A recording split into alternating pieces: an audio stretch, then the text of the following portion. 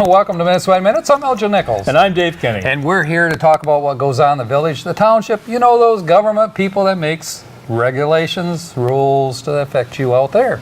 That's right. And whether you live in the village of Oxford, the village of Leonard, Addison Township, or Oxford Township, these are the people that, well, they elected. You get the committees and the commissions that make decisions that directly affect you, whether you chose to go to that big meeting that did affect you or not.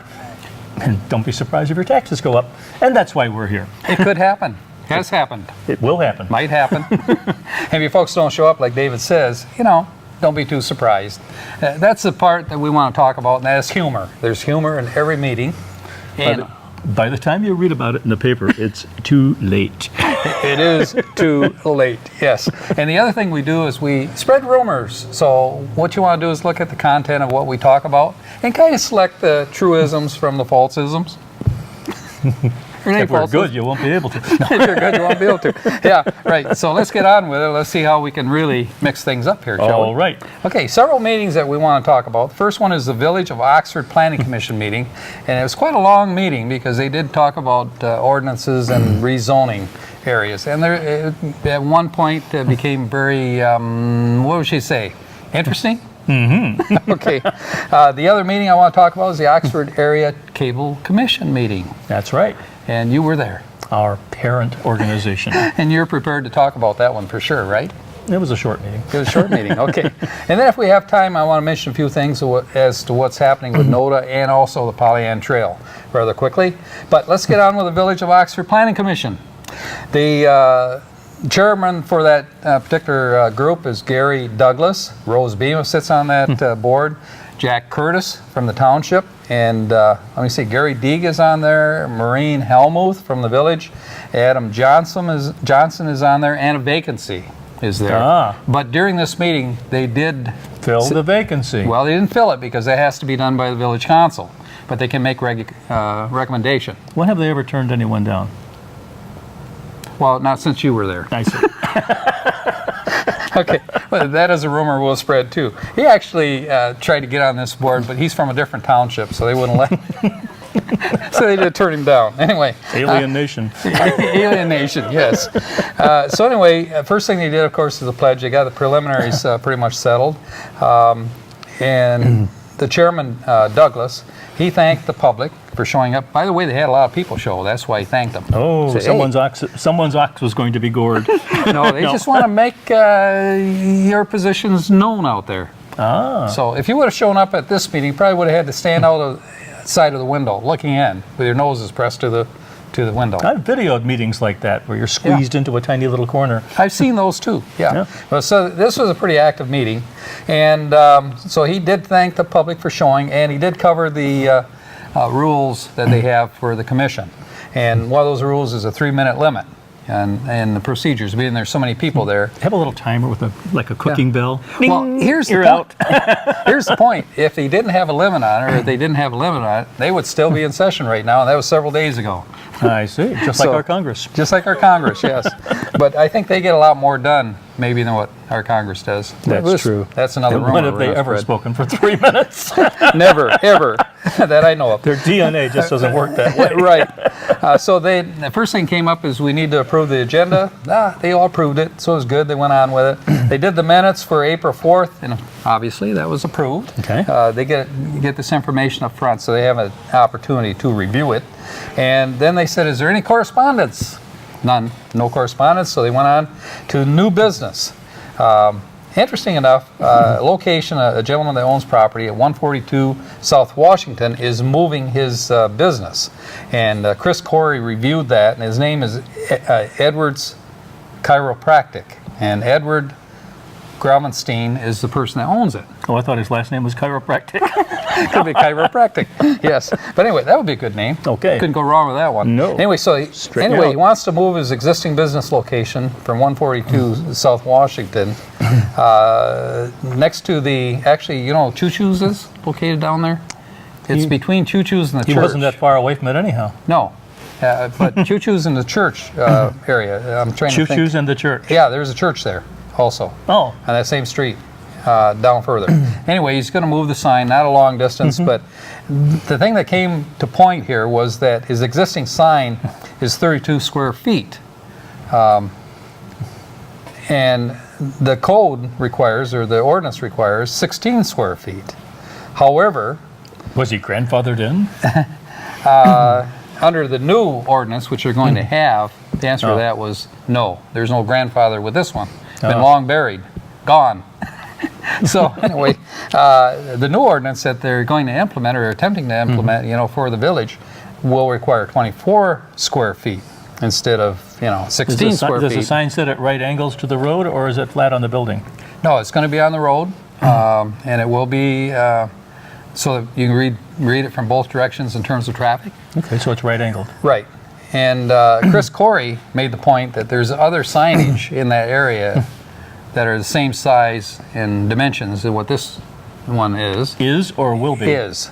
And so they're looking for a special use permit for this in order to do it. And of course, our consultant, Chris Corey, said that there probably should be some uniformity in this as we move along. And more likely will be as they adjust the ordinances, with the new Maybe zoning. they should put a clock on all of them and say, in 10 years, that better change. In 10 years. And I want you to be there to check it. That's right. Right. Okay. So anyway, so they did review that. The gentleman has been in business for 35 years, so it's not as though he's going to plant the sign and run, right? No. Well, you plant the sign, it doesn't grow more signs, hopefully. That's up to the planning commission to decide, right? That's right.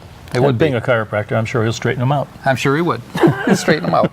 Okay, so the request for 32 square feet actually was approved by the planning commission to go ahead with it.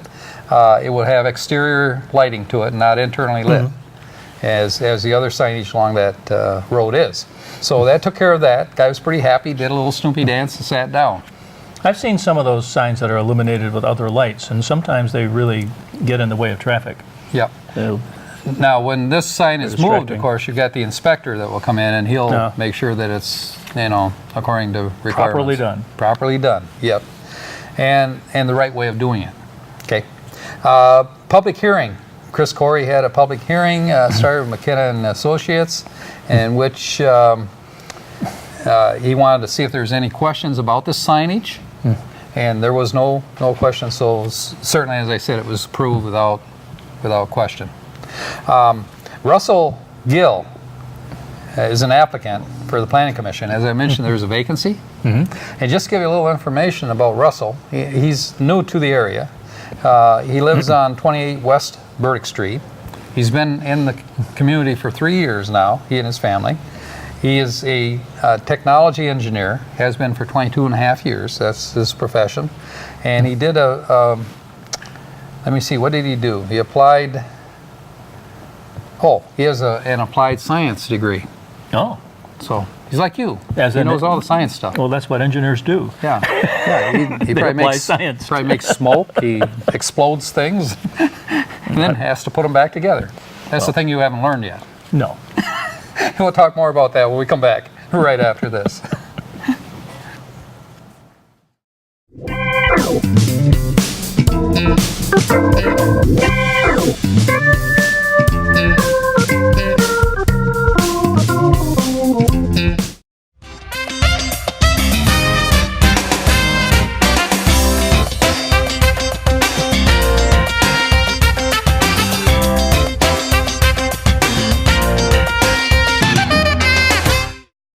Welcome back to Minutes by Minutes. I'm Elgin Nickel. And I'm Dave Kenny. And we are talking about the Planning Commission for the village Right. and what's going on. And they just announced that they would have a new person recommended for the Planning Commission to fill the vacancy, Which has to be approved by the village council. which has to be approved by the village council. But that's the next step.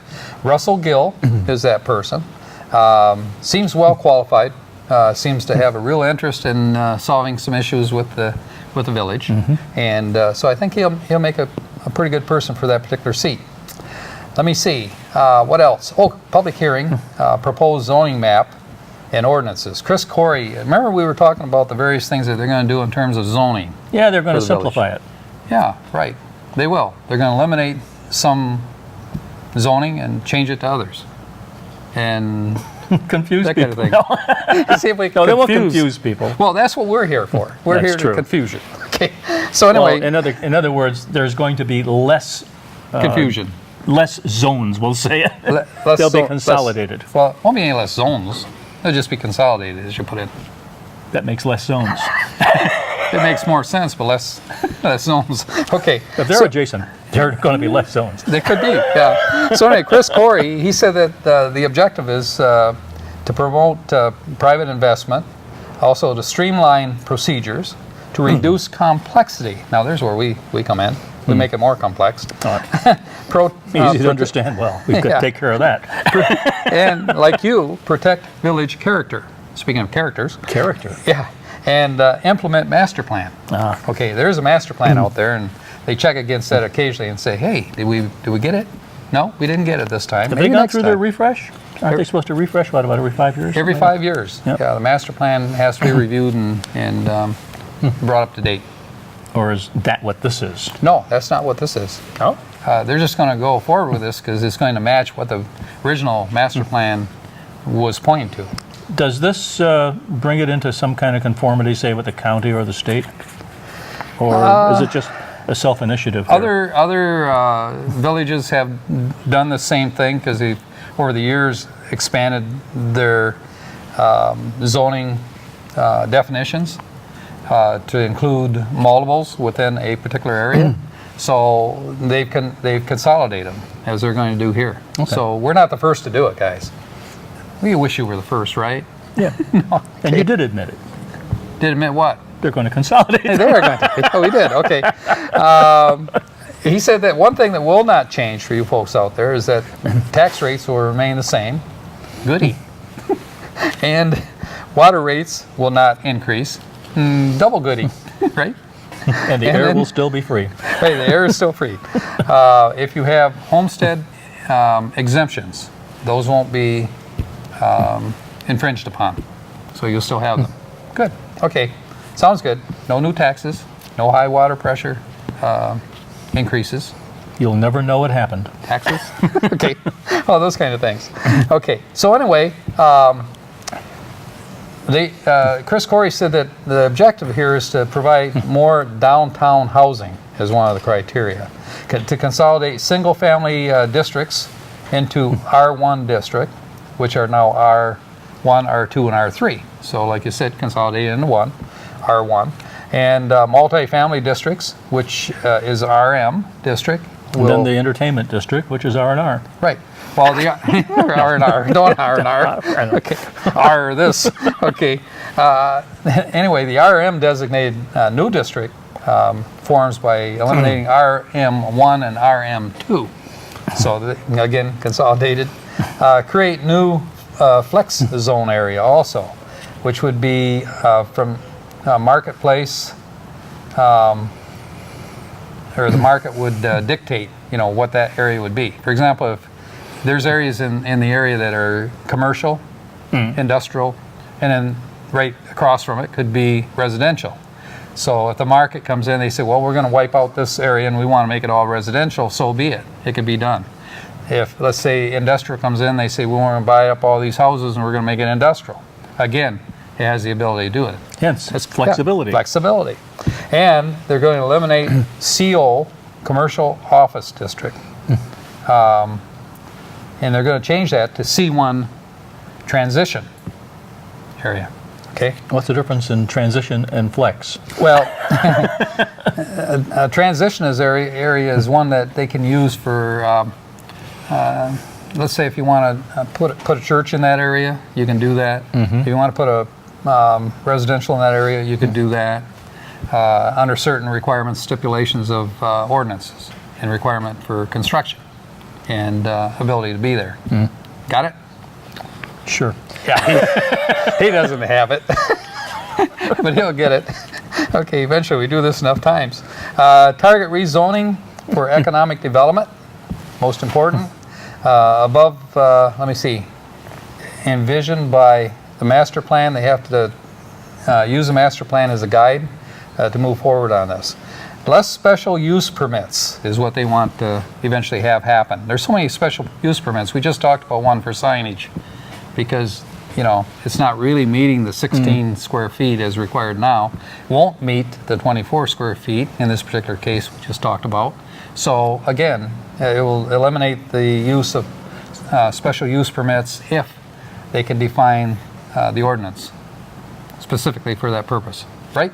Sure. Here's where the humor comes in, folks. Right. So anyway, a lot of things are going to happen for the village here, but a lot of people stood up, and one of the groups that stood up, they were concerned about Dennison Street, Hovey Street, and Hudson Street. And because of the traffic going through there, and there's an individual who wants to build a 3-story apartment complex. That's the limit, isn't it? 3 stories. 3 stories, yep. And that person is, I'm trying to think of his name, this is Robbie, and he's with the, let's see, Oxford Bar. The Ox Bar. Legal? Yeah. No, not the legal bar. No, he's the owner of the Ox Bar downtown. Oh, the Ox Bar. Yeah. Okay. And his parents actually built that building and so forth, and he talked about, you know, the great concept that he had, you know, for this location. And he was talking about 23 units to go in there. Well, the people on Dennison Street and the people on Hovey Street and the people on Hudson, they were totally in disagreement with that. And they said that no apartments, as far as they're concerned, are condos within that They're area. concerned about the value of their property? Well, they're not so concerned about that as they are the traffic level. Right now, they've got traffic level that, you know, let me see, how do I put this? Really, really heavy. Oh. Not heavy, but heavy. But anyway, so Dennison Street. And one of the people that spoke against it was John Duval, who was the a chairman of the Planning Commission about a year back.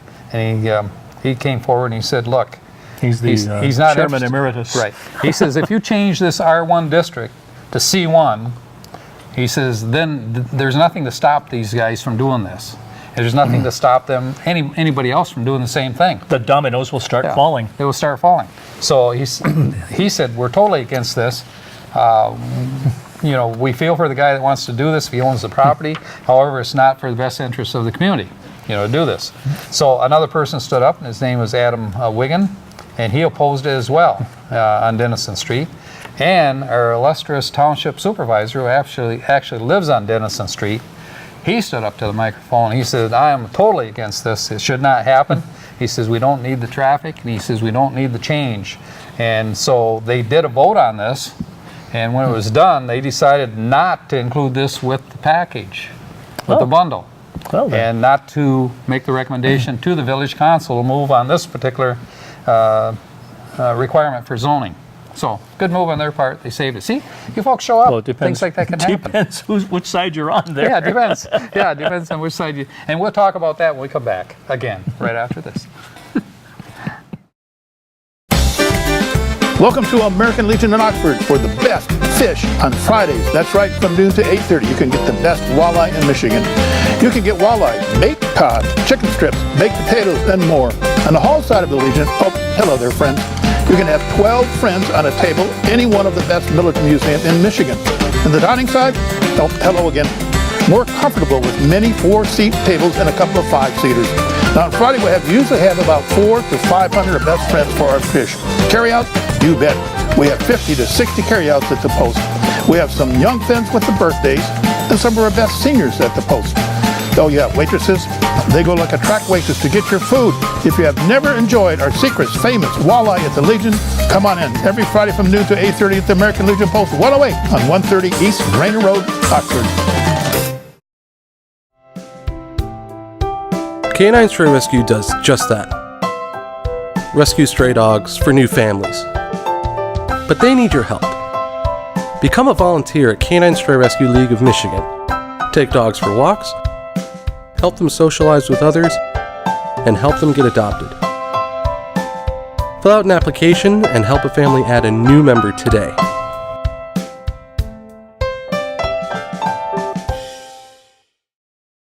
Welcome back to Minutes by Minutes. I'm Elgin Nichols. And I'm Dave Kennedy. And we are again talking about the Village of Oxford Planning Commission meeting, and we just talked about Dennison Street, Hudson, and Hovey Street not being suggested to the council that they move forward in the bundle and the rezoning. There were a couple of other items that also they did not recommend, and that was for the Village Hall to rezone it. They want to rezone it to C1, which make it supposedly easier to sell. And after a great amount of discussion, they decided not to include that in the package as well. They did rezone the United Methodist Church area to C1 transition, and because it's an advantage for the church to have it zoned that way and doesn't affect any of the other properties that we're talking about. So they did approve that to go forward. Why would it be an advantage to the church? Because they're actually in a residential zone area right now, which isn't inducive to the zoning. Oh, You know, and they're not really an R1, so they have to be put into an area that's qualifiable. appropriate to their use. Yep. And let me see. That's pretty much it for the Planning Commission. A lot went on. See what you missed. Okay. Well, you At gained one it back meeting. again here. Okay. Let's talk about the Oxford Area Cable Commission meeting quickly. Sue Bassarded is the chair.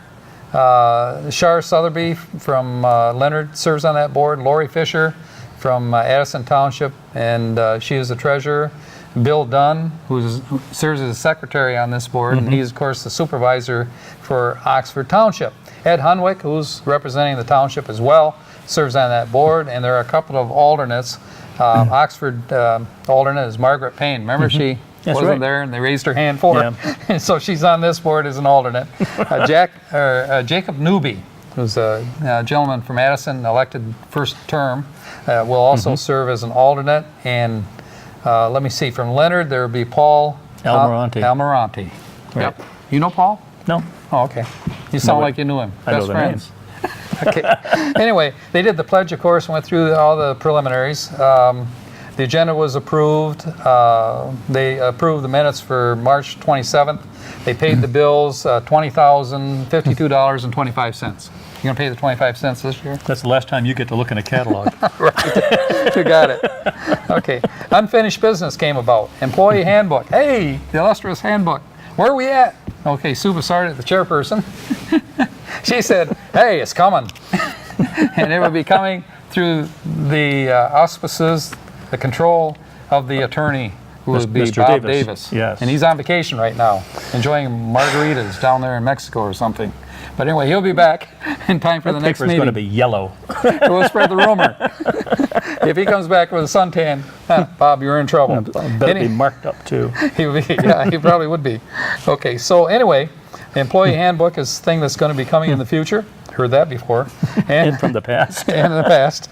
Relocation for the studio is next question. Question is, if according to the manager, Bill Service, is interested in moving to Seymour Lake Park area upon construction. But the point was made that they're not actually going to be ready for a studio to be built there, not this year, possibly next year if they Right. approve it and go forward. That's true. So you really have time, to Right. think about that, right? And I think the president or the chair of the commission basically wanted some more detail on it too.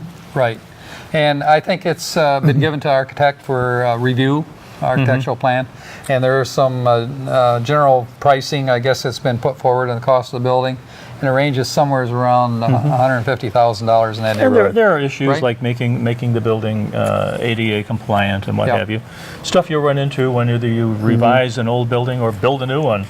There's all kinds of rules and Yeah. regulations Yes, you've got to and comply I know with. according to the state regulation and laws that if you're building a new building or remodeling, you have to bring it up to date. Right. It's according to law. So anyway, so those are all concerns, and there's other issues as well concerning even the size of the building at this point. But there is a committee put together, and it consists of Shar Sotheby and Bill Dunn, Right. who serve that, and they're going to come back with more information answering a lot of these questions that we're talking about. Let me see. Actual size, we did talk about that, some question about that, controversial. Bill Dunn. Oh, Service. What did he do? Oh, Bill Service. Yes, he did. I'm here. I'm back. Good. I was out for a moment. Get it? Did Got you it? wake me Good. up? Okay. Okay, Addison and Leonard. Let me see. Charter Services expansion. Bill Service, the manager, brought up that Leonard and Addison Township are going to have an increase of services for communications, which ought to increase the franchise fees coming to them. There's a dynamic going on right now where AT&T has frozen existing UVerse, not selling any new UVerse, and encouraging people to get off and go to their direct TV. However, some people are choosing to go to Charter. Yeah. So we'll have to see how that works out. Well, AT&T also has a financial issue there. In fact, that if you look at their stocks, they've actually gone down from a standpoint that they're not doing as well as they thought with wireless. Oh. So that'll be an interesting thing, and that plays out with AT&T. We're primarily concerned with Charter here because most of our listeners and watchers out there are from Charter.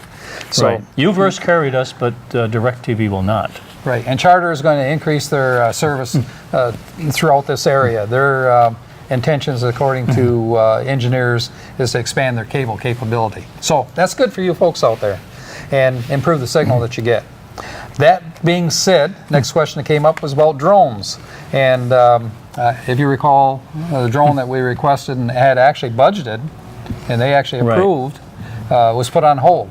Right, because we didn't know how our budget was going to be affected by this big shift from AT&T. Right. But we're more confident now. Right. Now, Bill Dunn brought up another case from Township that he was aware of someone that was had a program in which drones were going to be used, and that should be something, maybe an issue that, or a consideration, you know, that this particular Communications Commission should look into, you know, down the line prior to the station purchasing a drone. However, a drone for the station would have very little to do with what's going on in terms of observation for other areas.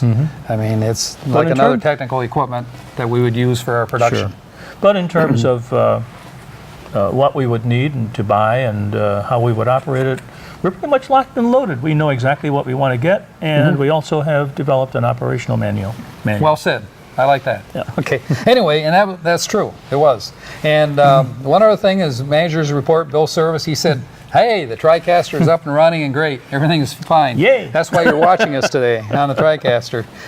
Jim Hughes has been on medical leave and he has returned, and that's Yay, all Jim. good news as well.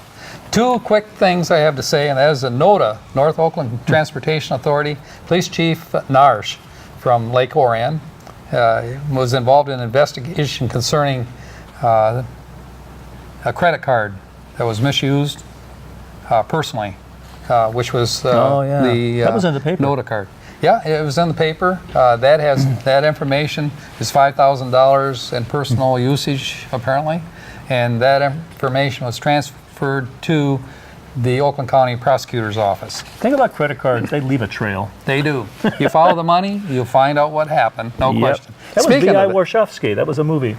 was it? Oh, I didn't Follow see the that money. one. Okay, make sure you watch it, folks. What's coming up? On May 1st at 7 o'clock, the Village of Oxford Zoning Board of Appeals. Check. Sometimes they cancel. On 5/2 at 7 o'clock, the Village of Oxford Planning Commission. And on 5/3, Cinco de Mayo. And 5/8 at 7 o'clock, Oxford Township Zoning Board of Appeals. Once again, check. And also on the same day at 7 o'clock, the Village of Leonard Council. And on 5/9, there's 3 meetings. At 6:30, the Village of Oxford Council. And at 6:30, the Oxford Board of Education will be meeting at Oxford Elementary School. And at 6 o'clock, the Addison Township Planning Commission. Right. Now remember, you can catch all these programs and many more on OCCTV.org by That's going right. into your computer. And I'm Elgin Nichols. And I'm Dave Kinney. We'll catch you next time right here on Minutes by Minutes. See you then.